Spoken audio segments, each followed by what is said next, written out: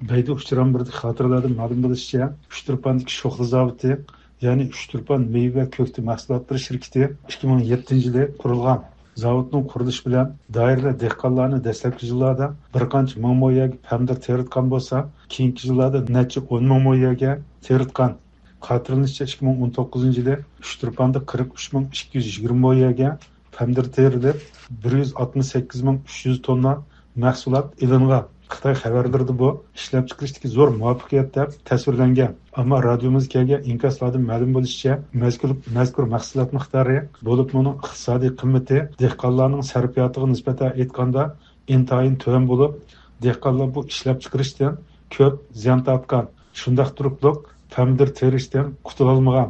Xalqarada Kofko deb atiladigan Xitoyning ochliq mahsulotlari savdo guruhining to'rbidagi tonishtirishdan ma'lum bo'lishicha, bu Xitoyda eng dastlabki qurilgan va xalqaroga yuzlangan yezilik mahsulotlari savdo guruhi bo'lib, Kofko Sugar nomidagi shirkat uning Uyg'ur elidagi tarmoq ekan va maxsus pamdir qiyami ishlab chiqarish va eksport qilish bilan shug'ullanadi ekan. Bu shirkatning Uchturpandan boshqa Sanji va Qumuldim sho'xli zavodlari, Urumchida vakolatchi ishxonalari mavjud ekan.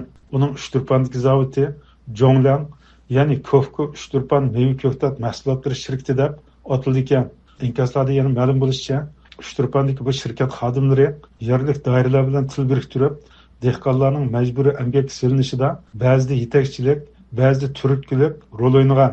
Uchturpanning imomlari miyasidan telefonimizni qabul qilgan, ammo o'zini oshkorlashni xohlamagan bir kanat kadrining bayon qilishicha, yerlik aholi pamdir terishni rad qilgan ahvolda mazkur shirkat Xitoy o'lkalaridan atalmish teriqchilik mayirlarini taklif qilib akelgan va bu atalmish mayirlar shirkat ta'minlagan iqtisodga tayinib, yerlik aholilarning terilgan yerlarini arzon bahada sotib olgan.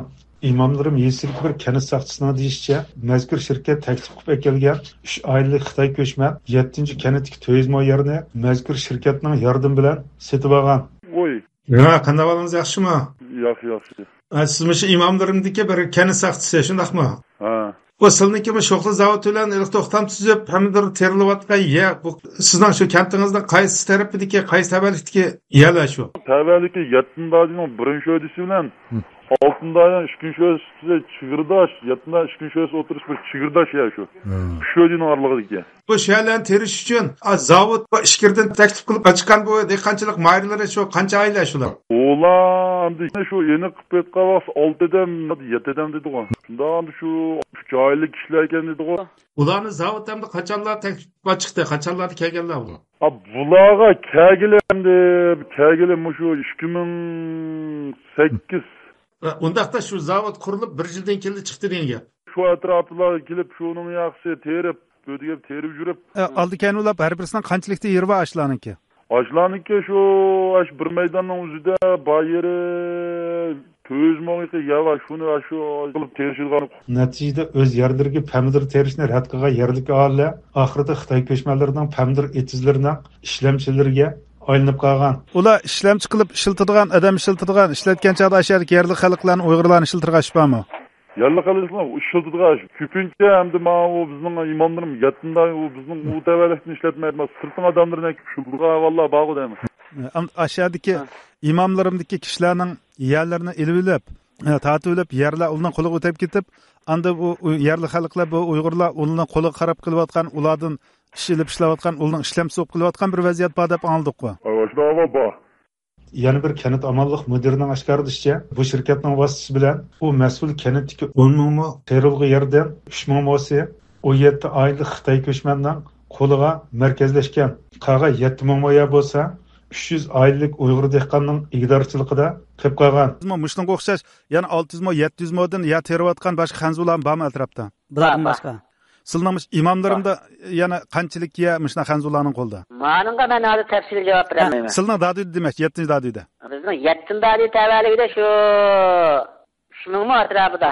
3000 mo atrofida ya, mush xanzularning qo'lda. Shundaqmi? Qancha oylar shular? Ular hammasi qancha oyli bo'ldi?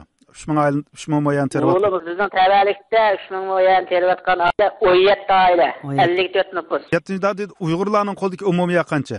Uyg'urlarning umumiy 7400 mo. Qancha oila, qancha jon Uyg'urlar sizning dadida? Bizningki 354 oila.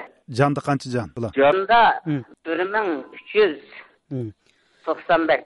Hozir hamda demak bu yerda 1395 jonga Uyg'urlarga bu yerda 7000 moya bor ekan. U yoqda 54 jonga 3000 moya bor ekan. Endi bu shu cho'ng farq, ama sho'xli zavod bilan shu xalqning orasida, Uyg'urlarning orasida, yerlik ahli orasida bir ko'ngilsizlikka, bir xafalikka sabab bo'ldi desak to'g'ri bo'lamdi. Hozir inkasga qarab. Yo'q, unday bo'lmaydi. Nima uchun? Dehqonlarning pulda pul bo'lmaganligi, yer chetib olish uning xiyoliga kelmagan. Shular sirtdan kelib setib olib imkon, uning sabab bo'lmaydi. Ya'ni ular qo'lida pul bo'lg'ashqa pulga setib oldi bu yana deysiz. Shunaqmi, bekor qilib olmadi deysiz. Dehqonlardan shu vaqtni o'zida bir norozilik bo'lmadimi bu vaqtda? Buni ya'ni bular bermasligimiz kerak deb biz o'zimiz terishimiz kerak deydigan. Ya unda jiq norozilik bo'lmagan vaqtda. Azroq bo'lganmi? Jiq bo'lmaganmi? U chaqda azroqmi bo'lmagan, ma keyin dehqonlarning o'zlari azroq pul tepib qilgandikin, bizmi ya tersak bo'ldi degan vaqtda to'xtam burun tuzilib qo'ygan bo'lg'ashqa, uningda jiq norozilik yo'q, dehqonlar o'zining yerini terib normal holatda.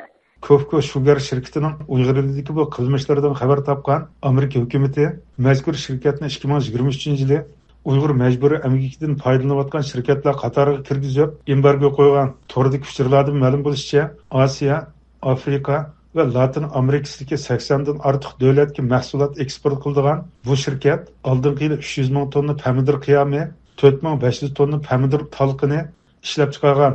Hozirgacha aniqlashtirimizdan bu mahsulotlardan qanchalik qismining Uyg'ur elida ishlab chiqarilganligi va Amerika embargo qo'ygandan keyin qanchalik cheklimga uchraganligi texi ma'lum emas.